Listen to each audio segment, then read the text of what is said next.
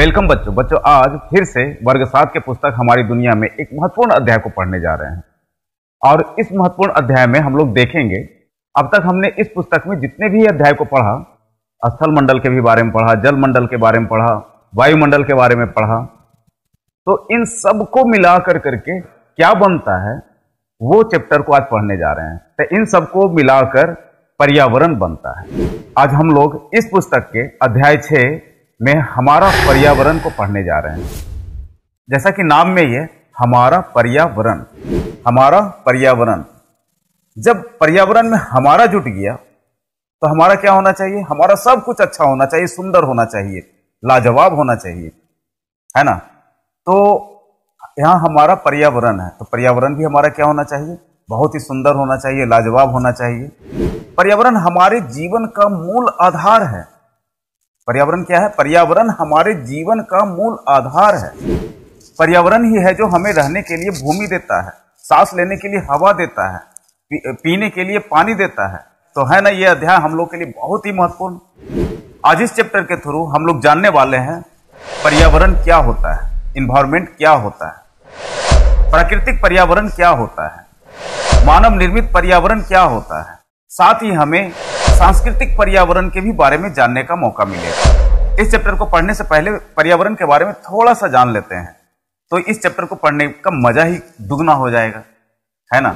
पर्यावरण वो सब कुछ है जो हमारे चारों ओर है, सजीव हो या निर्जीव हो, जो हमें दिखाई देते हैं या कुछ दिखाई नहीं भी देते हैं, और उससे कहीं ना कहीं हम लोग उससे प्रभावित हैं। पर्यावरण कहलाता है। चाहे नदी हो, पहाड़ हो, पानी हो, पेड़ पौधा हो, सूर्य हो, बादल हो, हमारा घर हो, स्कूल हो, जानवर हो, सभी को मिलाकर यह पर्यावरण बनता है। पर्यावरण प्रकृति का उपहार है जो पृथ्वी पर जीवन को पोषित करने में मदद करता है। पोषित का मतलब समझा? पोषित का मतलब हुआ जो हमें जीने में, बढ़ने में, खाने पीने में मदद करता है, यह पर्यावरण। पर्यावरण शब्द का अर्थ देखा जाए तो भी हमें बहुत कुछ सीखने को मिल जाएगा। पर्यावरण परि जोड़ आवरण शब्द के मेल से बना है। परि का मतलब हुआ चारों ओर, परि का मतलब हुआ चारों ओर, और आवरण का मतलब हुआ घेरे हुए। मतलब किसी भी व्यक्ति या वस्तु के चारों ओर के आवरण को हम लोग पर्यावरण कहते हैं।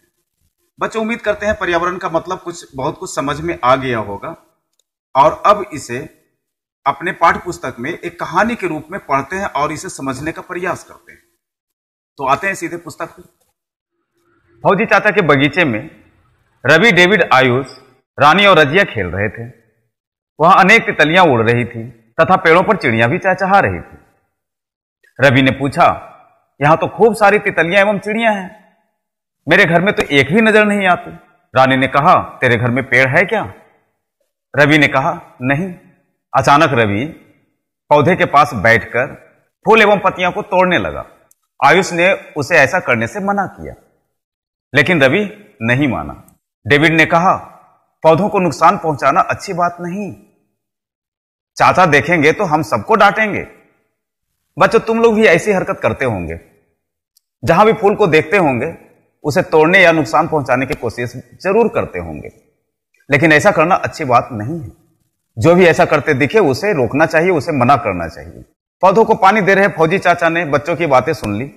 पास आकर वे बोले, बच्चों तुम लोग झगड़ा क्यों कर रहे हो? बच्चे चुप हो गए। चुप तो होना स्वाभाविक सी बात है, क्योंकि एक बच्चे ने पेड़ पौधे को नुकसान जो पहुंचाया था। चाचा ने वहां गिरे पत्तों एवं फूलों को देखा, वे सब कुछ समझ गए। उन्होंने सभी बच्चों को अपने पास बैठाया और पूछा, बेटा इन्हें किसने तोड़ा? किसी ने जवाब नहीं दिया। चाचा ने कहा, देखो बच्चों, ये पेड़ हमारे जीवन के लिए आवश्यक है। देखो, चाचा ने कहा ना कि पेड़ पौधे जो है हमारे जीवन के लिए आवश्यक है। पेड़ पौधे, नदियां, पहाड़, जंगल, ये सभी हमारे पर्यावरण के अभिन्न अंग हैं। क्या है? पर्यावरण के अभिन्न अंग हैं। जैसे हमारा शरीर होता है ना, तो उसका अंग है, कान है, नाक है, हाथ है, पैर है, नाक है, मुंह है। तो हमारा क्या एक बना, क्या मानव शरीर बना। उसी तरह से पेड़ पौधे, नदियां, पहाड़, ये सब मिलकर करके पर्यावरण बना। तो हुआ ना, पेड़ पौधे, नदियां, पहाड़, पर्वत, ये सब क्या है? हमारे पर्यावरण के अभिन्न अंग हैं। ये किसी न किसी रूप से हमारे जीवन को प्रभावित भी करते हैं ना। जैसे पेड़ पौधे से हम लोग कैसे प्रभावित होते हैं? पेड़ पौधे से हमें सब्जियां मिलता है, फल मिलता है, मतलब भोजन का पदार्थ मिलता है और ऑक्सीजन मिलता है। नदियों से हमें पानी मिलता है जिससे कृषि होता है। पहाड़ जो है बादल को रोकता है और हमारे एरिया में वर्षा करवाता है। जंगल से हमें बहुत सारे खनिज पदार्थ मिलता है, भरपूर मात्रा में ऑक्सीजन मिलता है। तो है ना, इससे कहीं ना कहीं हम लोग प्रभावित तो है ना। देखो यहां लिखा है, नदी, पहाड़, जंगल, जीव जंतु, घर, सड़क, पुल, मानव, रीति रिवाज, परंपराएं आदि पर्यावरण के घटक हैं, मतलब अंग हैं। चाचा ने रजिया से पूछा, अगर पेड़ पौधे नहीं होंगे तो क्या होगा? रजिया बोली, चाचा हरियाली नहीं होगी। डेविड बीच में बोल उठा, हमें फल सब्जियां कुछ भी तो नहीं मिल पाएगा। तभी आयुष बोला, वातावरण में बढ़ रहे कार्बन डाइऑक्साइड को भी तो पौधे ही ग्रहण करते हैं। अगर पेड़ पौधे नहीं होंगे तो सभी जगह कार्बन डाइऑक्साइड की मात्रा बढ़ जाएगी, अधिक हो जाएगी और हमारा सांस लेना मुश्किल हो जाएगा। रानी ने कहा, मेरी मम्मी तो कहती है कि कपड़ा भी पौधों द्वारा प्राप्त कपास से ही बनता है।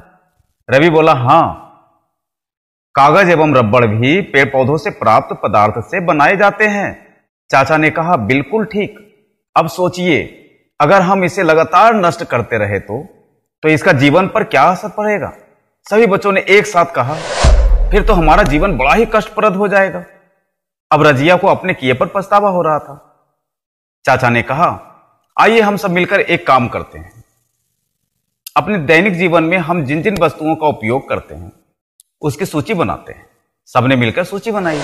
बच्चों, तुम लोग भी सूची तैयार करो और जो लगता है कि ये हमारे दैनिक जीवन में उपयोग में आता है या जिस वस्तु से हम कहीं ना कहीं प्रभावित हैं, उस सूची में तुम लोग डाल सकते हो। बच्चों, यहां देखो पर्यावरण के घटक के बारे में दिखाया गया है। देखो यहां लिखा है प्राकृतिक, मतलब प्राकृतिक घटक जिसे मानव ने नहीं बनाया, जो प्रकृति की देन है। वायुमंडल, स्थलमंडल, जलमंडल और यहां है सजीव या जैव मंडल। नीचे देखो मानव निर्मित घटक जिसे मानव ने बनाया है। इमारतें, पुल, स्मारक, पार्क, सड़क, उद्योग, ये सब मानव निर्मित घटक हैं जिसको मानव ने बनाया है। अपनी सुविधा के लिए मानव ने इसे बनाया है। वायुमंडल में कई प्रकार की गैस, धूलकण एवं जलवाष्प उपस्थित रहते हैं। वायुमंडल की गैस अजैव पर्यावरण के उदाहरण है। क्या है अजैव पर्यावरण? जिसमें जीवन नहीं होता है, निर्जीव होता है। जैसे वायुमंडल की गैसें निर्जीव होता है, धूलकण निर्जीव होता है, जलवाष्प निर्जीव होता है।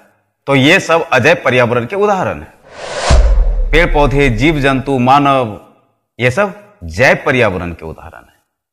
पेड़ पौधे एवं जीव जंतु मिलकर सजीव जगत का निर्माण करते हैं, सजीव मंडल का निर्माण करते हैं और इस मंडल को ही हम लोग जैव मंडल कहते हैं। सभी पेड़ पौधे, जीव जंतु एवं मानव जीवित रहने के लिए अपने पर्यावरण पर ही आश्रित होते हैं।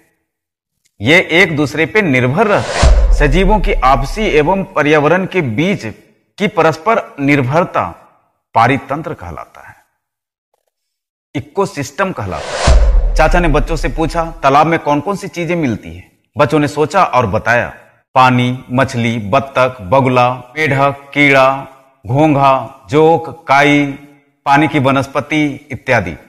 चाचा ने समझाया, ये सभी पानी में जिंदा रहने के लिए एक दूसरे पर निर्भर हैं, इसलिए यह हो गया एक तालाब का पारितंत्र। इसी प्रकार कई तरह के पारितंत्र होते हैं। बच्चों की उत्सुकता बढ़ती जा रही थी।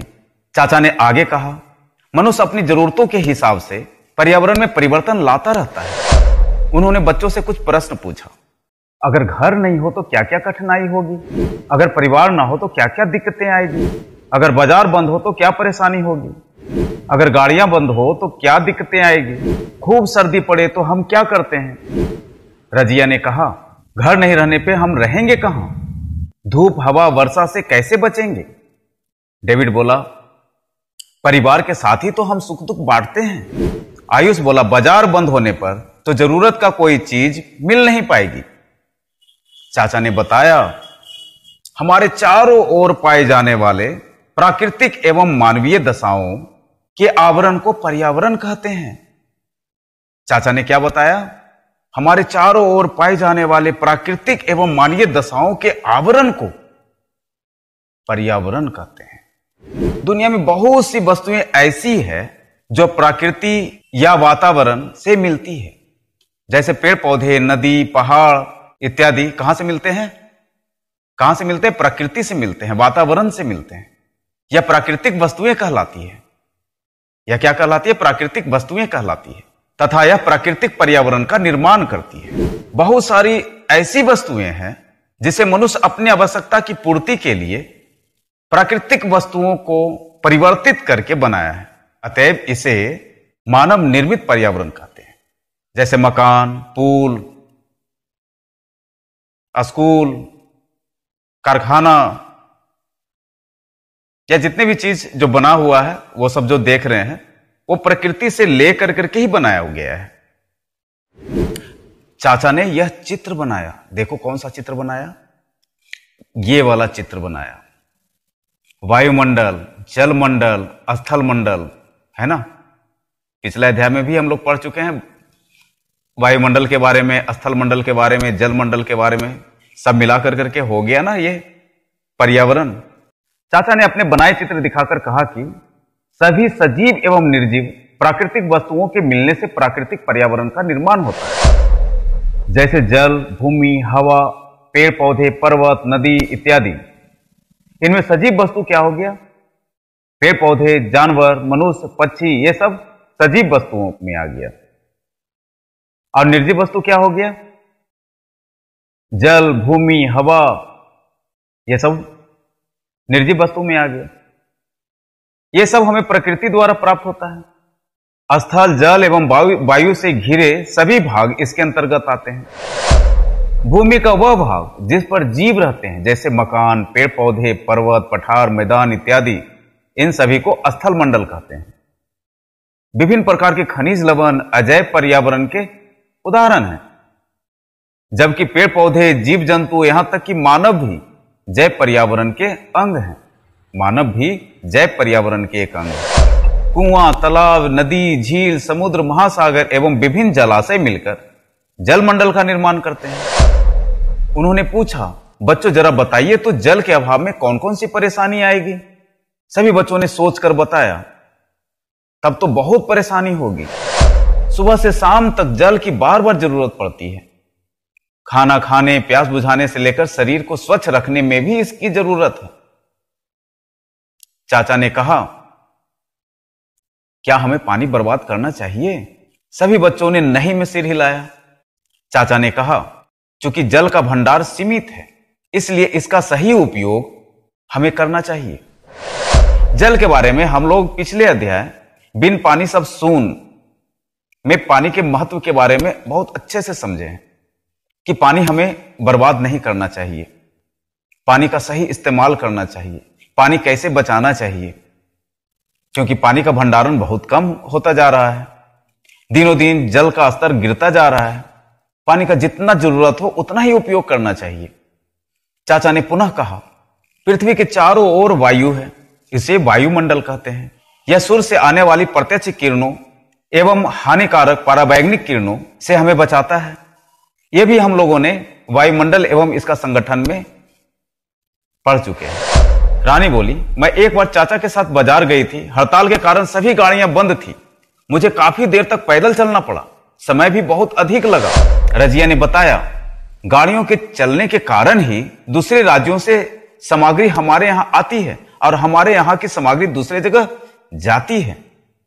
यात्रा कर हम दूसरे के रीति रिवाज एवं संस्कृति को भी जान पाते हैं। हमें एक दूसरे से यही जोड़े रखता है। यात्रा से हमें विभिन्न जानकारियां मिलती है। जानकारियां मिलती है ना?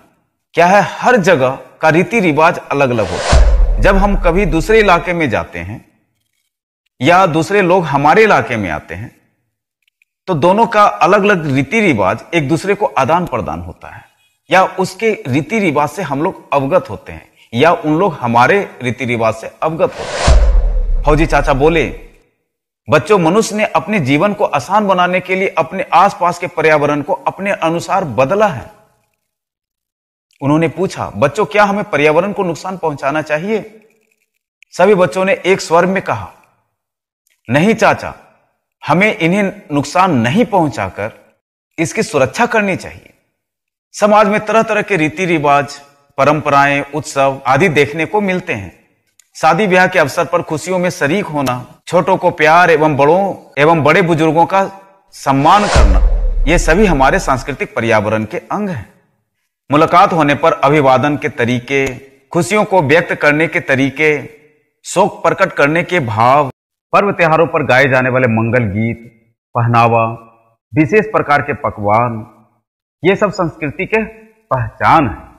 यही सब मिलकर सांस्कृतिक पर्यावरण का निर्माण करती है। चाचा ने कहा, बच्चों हमें अपने इन रीति रिवाजों, परंपराओं के प्रति सम्मान रखना चाहिए तथा इनका पालन करना चाहिए। सबने चाचा की बात पर सहमति जताई।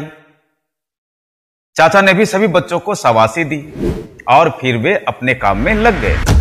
बच्चों, तुम लोग भी शाबाशी के पात्र बनो। तुम लोग भी आज से शपथ लो कि हम पेड़ पौधे को नुकसान नहीं पहुंचाएंगे, जल को बेकार में बर्बाद नहीं करेंगे, छोटों को प्यार एवं बड़े बुजुर्गों का सम्मान करेंगे, अपने रीति रिवाजों, परंपराओं का भी सम्मान करेंगे और इस तरह से अपने पर्यावरण को सुरक्षित रखने में मदद करेंगे। बच्चों, इसी के साथ यह अध्याय यहीं पे समाप्त होती है। जो लोग सब्सक्राइब नहीं किए हैं, सब्सक्राइब कर लें, लाइक करें, शेयर करें और जिन्हें समझने में कोई प्रॉब्लम हो रही है, कोई दिक्कत आ रही है, तो कमेंट बॉक्स में जाकर कमेंट करें, जिससे आपके लिए बेहतर ढंग से प्रस्तुत करने में हमें मदद मिलेगी। अब मिलते हैं अगले वीडियो में एक नए अध्याय के साथ। तब तक के लिए इजाजत दीजिए। जय हिंद, वंदे मातरम।